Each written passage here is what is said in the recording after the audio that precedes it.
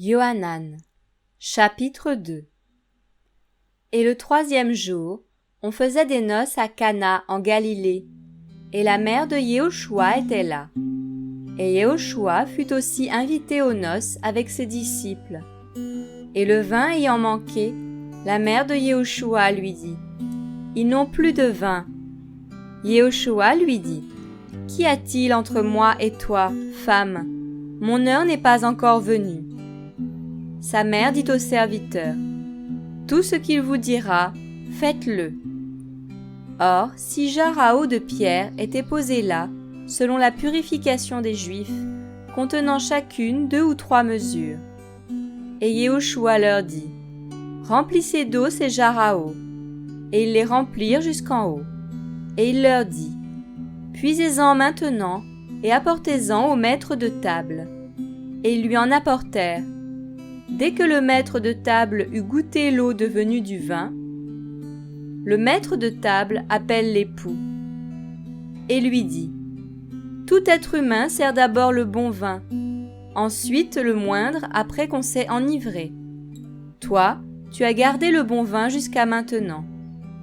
Yehoshua fit ce premier de ces signes à Cana de Galilée. Il manifesta sa gloire, et ses disciples crurent en lui. Après cela, il descendit à Capernaüm avec sa mère et ses frères, et ses disciples, mais n'y demeurèrent que peu de jours. Et la Pâque des Juifs était proche, et Yehoshua monta à Jérusalem, et il trouva dans le temple les vendeurs de bœufs, de brebis et de colombes, et les changeurs qui y étaient assis.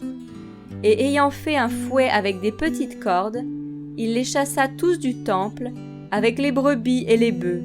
Il dispersa la monnaie des changeurs et renversa les tables. Et il dit aux vendeurs de colombes : Ôtez ces choses d'ici. Ne faites pas de la maison de mon père une maison de marché.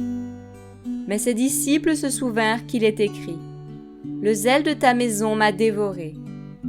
Les Juifs prirent donc la parole et lui dirent : Quel signe nous montres-tu pour que tu fasses ces choses ? Et Yehoshua répondit et leur dit : Détruisez ce temple, et en 3 jours je le ressusciterai. Alors les Juifs dirent : Ce temple a été bâti en 46 ans, et toi tu le ressusciteras en 3 jours ? Mais lui parlait du temple de son corps. Quand donc il fut ressuscité d'entre les morts, ses disciples se souvinrent qu'il leur avait dit cela, et ils crurent l'écriture et la parole que Yehoshua avait dite. Et comme il était à Jérusalem, à la Pâque, pendant la fête, beaucoup crurent en son nom, voyant les signes qu'il produisait.